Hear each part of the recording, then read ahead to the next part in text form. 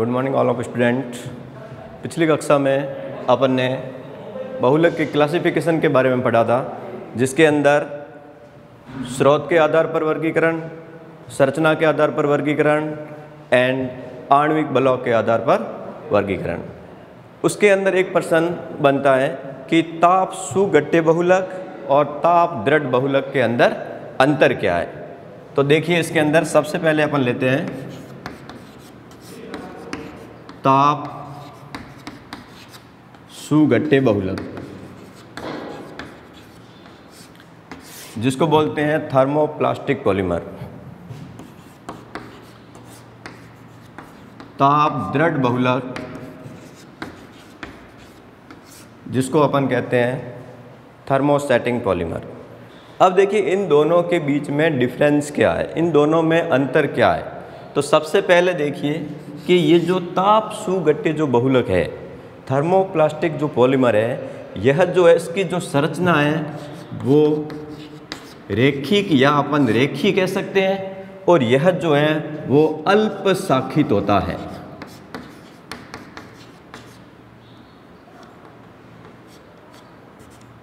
अल्प शाखित होता है। जबकि ताप दृढ़ बहुलक, जिसको अपन कहते हैं थर्मोसेटिंग पॉलीमर, ये जो होता है यह क्या होगा, इसकी संरचना अपन तिर्यकबद्ध या अपन इसको कह सकते हैं त्रिविमीय। और ये जो ताप दृढ़ बहुलक है, यह इसकी तुलना में अत्यधिक शाखित होता है, मतलब अधिक शाखित होता है। ये हो गया पहला अंतर। सेकंड डिफरेंस, ये जो ताप सुगठ्य जो बहुलक है, इसको यदि अपन गर्म करेंगे तो ये क्या हो जाएगा, नरम हो जाएगा। तो इसको गर्म करने पर नरम हो जाता है या सॉफ्ट हो जाता है। जबकि ताप दृढ़ बहुलक है, इनको अपन गर्म करेंगे तो ये क्या होते हैं, दुर्गलनीय होते हैं। मतलब कहने का मतलब यह दुर्गलनीय हो जाएंगे।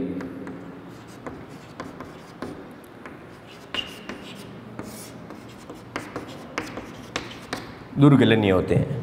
थर्ड अंतर, ताप सुगठ्य बहुलक है, इनका निर्माण योगात्मक बहुलीकरण द्वारा होता है।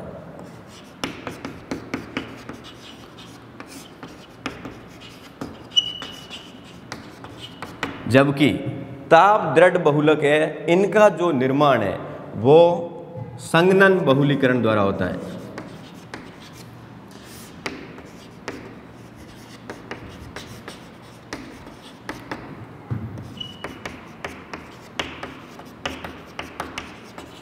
होता है।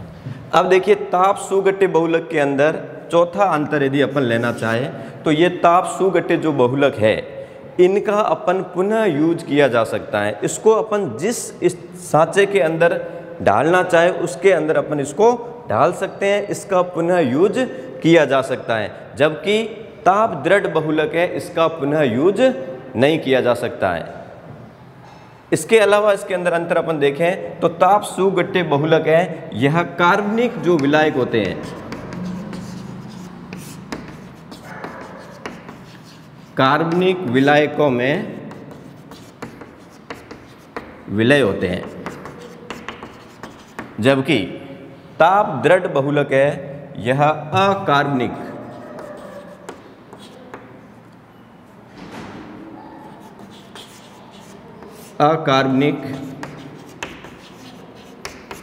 विलायकों में विलय होते हैं। तो डियर स्टूडेंट्स, ये प्रश्न कई बार बोर्ड एग्जाम में पूछा हुआ है कि ताप सुगठ्य बहुलक, जिसका दूसरा नाम थर्मोप्लास्टिक पॉलीमर, और ताप दृढ़ बहुलक थर्मोसेटिंग पॉलीमर के अंदर क्या अंतर होता है। तो अपन इस तरीके से इसको लिख सकते हैं। नेक्स्ट आज अपन पढ़ेंगे, नेक्स्ट जो है वो बहुलकों का वर्गीकरण है, वो किस आधार पर किया जाता है। तो देखिए, इसके अंतर्गत सबसे पहले अपन नेक्स्ट पढ़ेंगे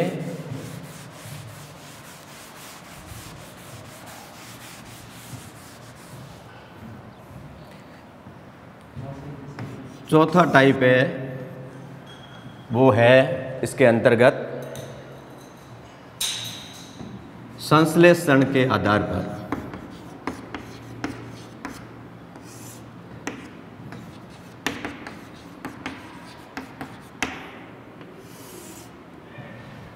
क्लासिफिकेशन बेस्ड ऑन सिंथेसिस।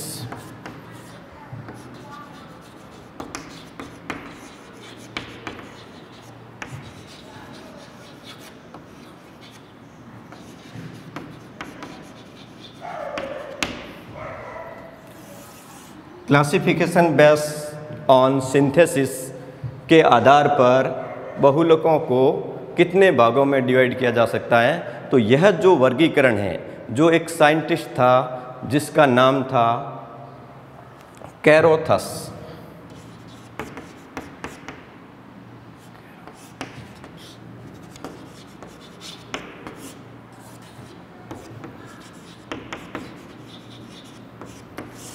कैरोथस एक साइंटिस्ट था जिसने इसका वर्गीकरण दिया और इनको दो भागों के अंदर वर्गीकृत किया। फर्स्ट योगज या योगात्मक बहुलक।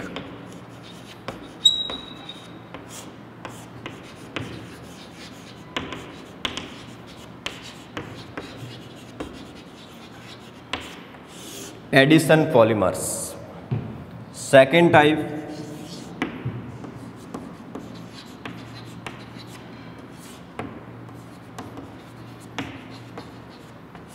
संघनन बहुलक।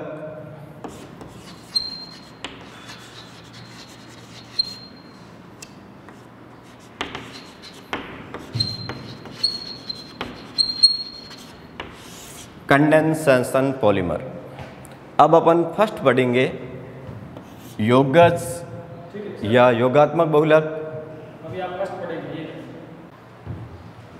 आज अपन फर्स्ट पढ़ते हैं योगज या योगात्मक बहुलक या एडिशन पॉलीमर किसे कहते हैं। तो इसके अंदर देखिए कि योगात्मक या योगज बहुलक होते हैं, इसके अंदर वे बहुलक जिनका निर्माण असंतृप्त एकलकों के द्वारा होता है। वे बहुलक जिनका निर्माण किसके द्वारा होता है? असंतृप्त एकलकों के द्वारा होता है। उनको अपन क्या कहते हैं? योगज या योगात्मक बहुलक या एडिशन पॉलीमर कहते हैं। असंतृप्त यौगिकों का मतलब आप जानते होंगे कि उसके अंदर या तो डबल बॉन्ड होता है या ट्रिपल बॉन्ड होता है। ऐसे जो हाइड्रोकार्बन होते हैं वो असंतृप्त कहलाते हैं। तो यहाँ पर जो योगज या योगात्मक बहुलकों का जो निर्माण होता है, इसके अंदर जो असंतृप्त जो एकलक होते हैं वो कौन से यूज होते हैं? सामान्यतः अपन बात करें तो एल्कीन और एल्काडाइइन के क्या होते हैं? व्युत्पन्न होते हैं। एल्कीन और एल्काडाइइन के व्युत्पन्न है जो इसके अंतर्गत क्या लेते हैं? भाग लेते हैं और बहुलकों का क्या करते हैं? निर्माण करते हैं। तो इस प्रकार के बहुलकों को अपन क्या कहेंगे? योगज बहुलक कहते हैं। फॉर एग्जाम्पल अपन बात करें, जैसे सिंपल एग्जाम्पल अपन लें पॉलीथीन का।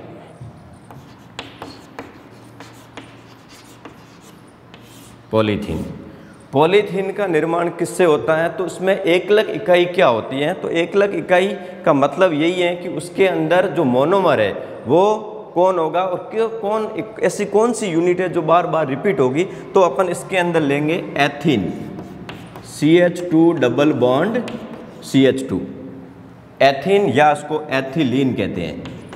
इस एथीन के N अणुओं का जब बहुलीकरण होता है या बहुलकन होता है तब इसके अंदर क्या होता है कि ये डबल बॉन्ड है, तो डबल बॉन्ड में एक सिग्मा होता है और एक क्या होता है? पाई बंद होता है। और एक मैं बात आपको ये बताना चाहूँगा कि जो इसके अंदर बहुलक के अंदर जो एकलक इकाइयाँ होती हैं वो आपस में सहसंयोजक बंध द्वारा जुड़ी होती है, जिसको अपन कोवैलेंट बॉन्ड कहते हैं। तो कोवैलेंट के बॉन्ड के द्वारा ये आपस में जुड़ी होती हैं। तो ये बंध यहाँ से ब्रेक होगा तो एक वैलेंसी इधर से फ्री हो जाएगी और एक वैलेंसी इधर से फ्री हो जाएगी और इसको एक ब्रैकेट के अंदर इसको लिखा जाता है। इस टाइप से जो है लिखा जा सकता है और इसके आगे जो है ब्रैकेट के आगे क्या लगा दिया जाएगा, एन। और कोई भी पॉलीमर होगा तो उससे पहले जो वर्ड यूज होगा वो पॉली यूज हो जाएगा। तो किससे बना है, एथीन से, और एथीन के आगे वर्ड क्या लग जाएगा, पॉली। और पॉली और प्लस एथीन जो है इससे मिलकर बन जाएगा पॉलीथीन। तो पॉलीथीन के अंदर जो एकलक इकाई थी वो क्या थी, एथीन थी। और एथीन एक किस प्रकार का एकलक है, किस प्रकार का यौगिक है, असंतृप्त है। क्यों, क्योंकि इसके अंदर कार्बन कार्बन के बीच में कैसा बंध है, डबल बॉन्ड है, और इससे किसका निर्माण हुआ, पॉलीथीन का। तो ये किस प्रकार का बहुलक कहलाएगा, योगज या योगात्मक बहुलक कहलाता है। नेक्स्ट अपन एक दूसरा और एग्जाम्पल लेते हैं।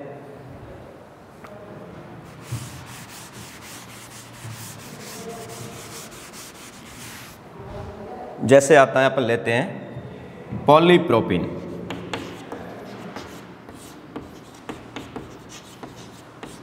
पॉलीप्रोपीन।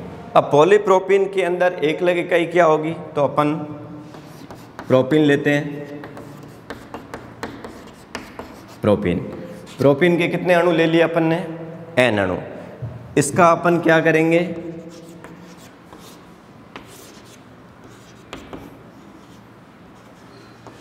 बहुलीकरण।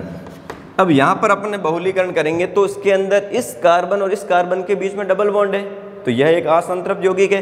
ये पाई बंद यहाँ से ब्रेक हो जाएगा और यहाँ से बैलेंसी फ्री हो जाएगी। और इसके लिखने का जो तरीका है वो CH2 की बैलेंसी फ्री, और यहाँ पर आ जाएगा CH3, और ये पूरा क्या हो जाएगा, N हो जाएगा। तो इस प्रकार से ये जो पॉलीमर बनेगा इसको अपन क्या कहेंगे, पॉलीप्रोपीन कहेंगे।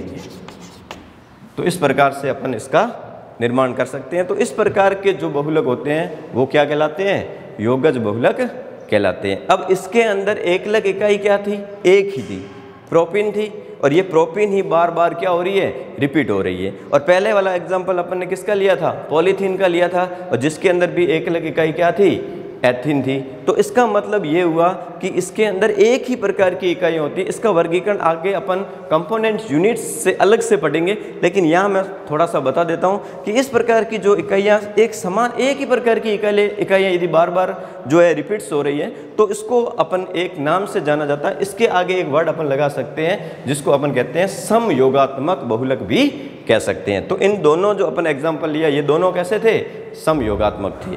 अब अपन इसके बाद में नेक्स्ट अपना दूसरा जो टाइप्स लेते हैं वो है संघनन बहुलक।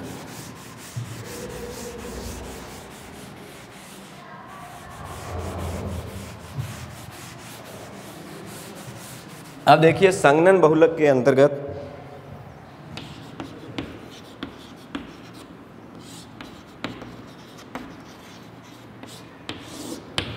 सबसे पहले डेफिनेशन कि संघनन बहुलक या कंडेंसेशन पॉलीमर किसे कहते हैं। तो इसके अंदर क्या होता है, वे एकलक इकाइयाँ होती हैं जिसके अंदर द्विक्रियात्मक समूह या त्रिक्रियात्मक समूह उसके अंदर उपस्थित होते हैं, और वे क्रियात्मक समूह क्या होते हैं, भिन्न भिन्न होते हैं। तो इस प्रकार के जब एकलक जिसके अंदर द्विक्रियात्मक समूह या त्रिक्रियात्मक समूह उपस्थित हैं और वो जब आपस में जुड़कर किसी बहुलक का निर्माण करेंगे तो उसमें से छोटे छोटे अणुओं का क्या होगा, निष्कासन होगा। छोटे छोटे अणु का मतलब अपन कह सकते हैं कि उसके अंदर से H2O रिलीज हो सकता है, जल निकल सकता है, उसके अंदर से जो है ROH एल्कोहल निकल सकता है, और उसके अंदर से HCl जैसे छोटे अणु उसमें से रिलीज होकर जिस बहुलक का निर्माण करेंगे, इस प्रकार के बहुलक को अपन क्या कहेंगे, संघनन बहुलक या कंडेंसेशन पॉलीमर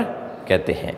अब अपन इसका भी एग्जाम्पल लेते हैं कि संघनन बहुलक के अंदर किस प्रकार से इसका निर्माण होता है। तो अब देखिए इसके अंदर आपने सिंपल सा एग्जाम्पल छोटी क्लासों जैसे 9th 10th के अंदर भी आपने पढ़ा होगा। तो इसके अंदर एक नाम सुना हुआ आपको लगेगा, नायलॉन 66। नायलॉन 66। अब इसके अंदर दोनों जो एकलक होंगे उनके अंदर जो क्रियात्मक समूह है वो क्या होगा, डिफरेंट होगा। और इसका निर्माण कैसे होगा, तो इसके अंदर देखिए अपन एकलक जो इकाइयाँ लेंगे वो एक आएगी इसके अंदर हेक्सामेथिलीन डाइएमीन, हेक्सामेथिलीन डाइएमीन। अब हेक्सामेथिलीन डाइएमीन का फॉर्मूला क्या होता है, तो NH2CH2 का ऑल 6NH2, इसको अपन क्या कहते हैं, ये जो कहलाता है वो हेक्सामेथिलीन डाइएमीन, हेक्सामेथिलीन डाइएमीन। और दूसरी जो इसके अंदर एकलक इकाई यूज होगी उसका जो नाम है एडिपिक अम्ल। एडिपिक अम्ल का फॉर्मूला COH CH2 का होल फॉर COH, इसको कहते हैं एडिपिक अम्ल।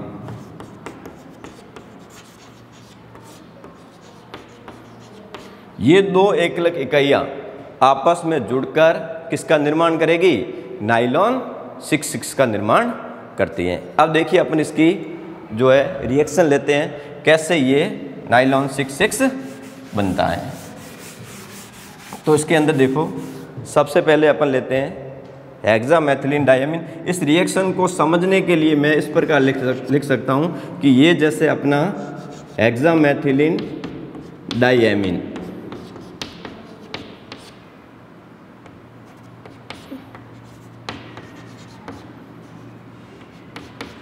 हेक्सामेथिलीन डाइएमीन,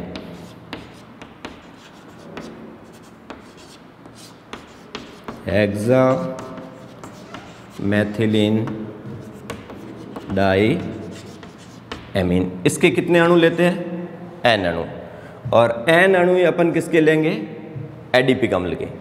एडिपिक अम्ल को अपन HOC double bond O CH2 का all for C double bond O OH लिखते हैं। इसके भी कितने अणु लेंगे, N अणु।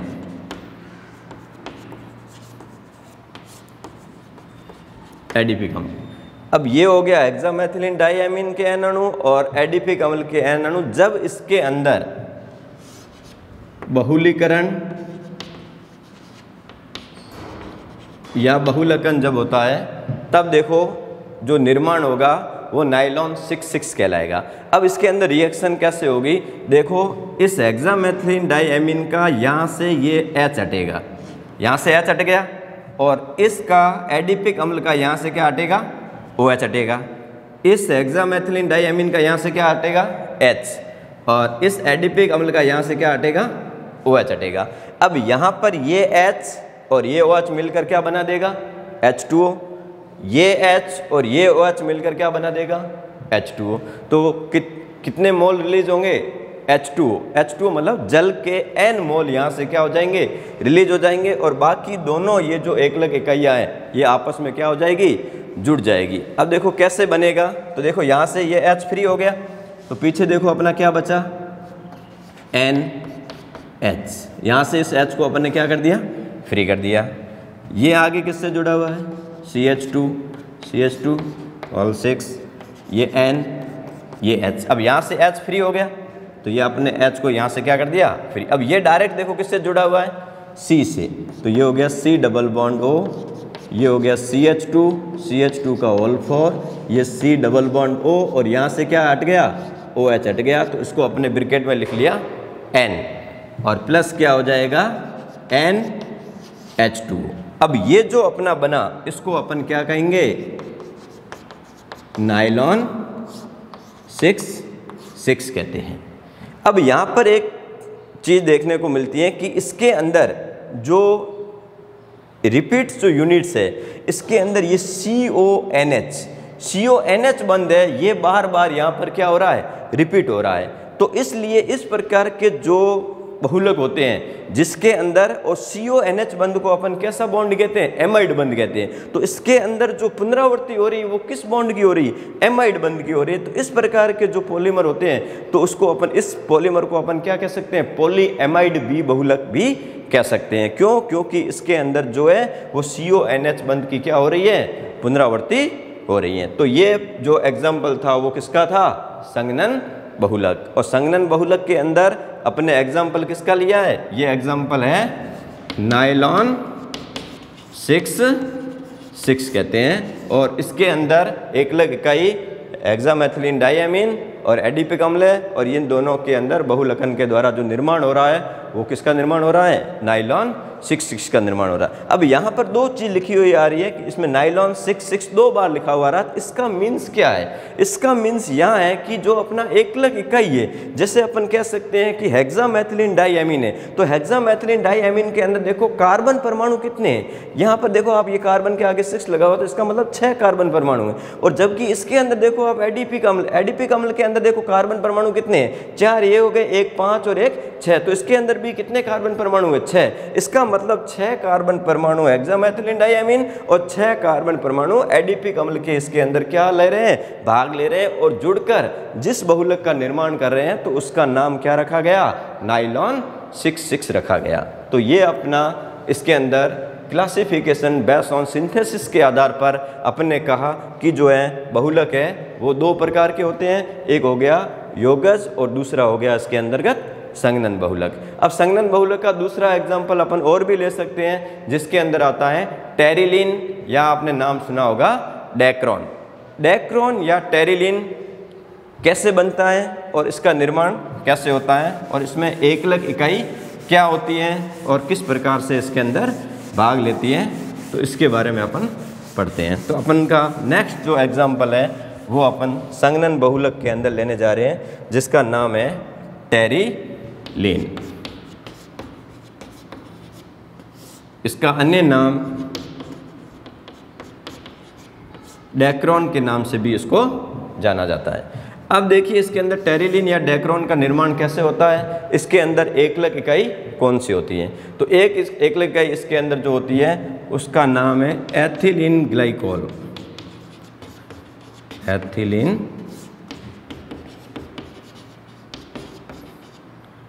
ग्लाइकोल। और दूसरी जो होती है इसके अंदर टरथैलिक अम्ल, एथिलीन ग्लाइकोल और टरथैलिक अम्ल। इसका फॉर्मूला एथिलीन ग्लाइकोल, टरथैलिक अम्ल, बेंजीन की जो वलय होती है उसके 1 और 4 कार्बन पर COH समूह जुड़े होते हैं, इसको बोलते हैं टरथैलिक अम्ल। तो ये एथिलीन ग्लाइकोल और इसको IUPAC में एथाइन डाइऑल भी कहते हैं और इसका जो IUPAC नाम होगा वो बेंजीन 1,4 डाई कार्बोक्सिलिक अम्ल कहते हैं। अब इन दोनों के अंदर अभिक्रिया होगी और किस प्रकार से टेरिलीन का निर्माण होता है, तो अभिक्रिया अपन यहाँ पर इसको लिखकर शो करते हैं। तो देखिए किस प्रकार से ये अभिक्रिया करता है और किस प्रकार से जो है बहुलक का निर्माण होता है। तो इसके अंदर देखो सबसे पहले अपन लेते हैं एथिलीन ग्लाइकोल, इसके कितने अणु ले लेते हैं, N अणु, और दूसरा अपन N अणु किसके ले लेते हैं, टरथैलिक अम्ल के।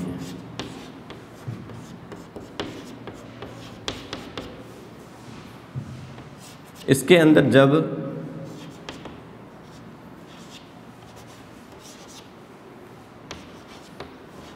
बहुलीकरण या बहुलकन जब होगा तब देखो क्या बनेगा। अब यहां पर देखिए एथिलीन ग्लाइकोल,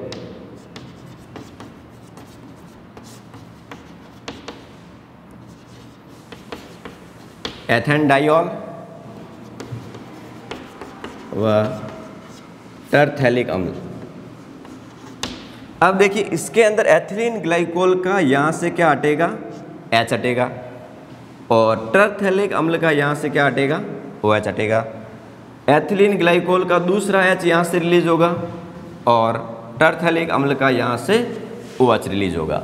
अब यहाँ पर H और OH मिलकर H2O, ये H और ये OH मिलकर H2O, मतलब NH2O यहाँ से रिलीज हो जाएंगे और जो बहुलक अपना बचेगा उसको अपन कैसे लिखेंगे, देखिए यहाँ से ये बैलेंसी देखो फ्री हो गई, तो पीछे क्या बचा अपना O बचा, ये बैलेंसी को फ्री कर दिया। अब यहाँ पर क्या बचा CH2 CH2, पीछे क्या बचा O, O से यहाँ पर इसकी बैलेंसी क्या हो गई फ्री हो गई, ये हो गया O, O से इसकी बैलेंसी फ्री हो गई और ये डायरेक्ट किससे जुड़ेगा C से, C डबल बॉन्ड O और यहाँ पर ये बेंजीन की वलय आ जाएगी और इस वलय से जुड़ा हुआ है C डबल बॉन्ड O और ये N लिखकर इसको लिखा जाता है। अब ये जो अपन को प्राप्त हुआ है इसको अपन क्या कहेंगे टेरिलीन, या इसको अपन क्या कहते हैं डेक्रोन भी कहते हैं। और प्लस क्या हो जाएगा NH2O यहाँ से रिलीज हो जाएंगे।